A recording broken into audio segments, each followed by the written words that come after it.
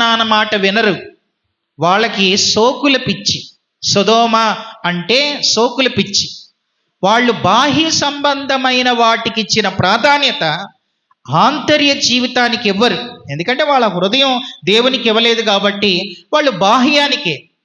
దేవుడు ఇటు చూడండి, సమూయేలు మొదటి గ్రంథం 16వ అధ్యాయంలో దేవుడే అన్నాడు, మనుష్యులు పై రూపమును లక్ష్య పెట్టుదురు, యెహోవా హృదయమును లక్ష్య పెట్టును.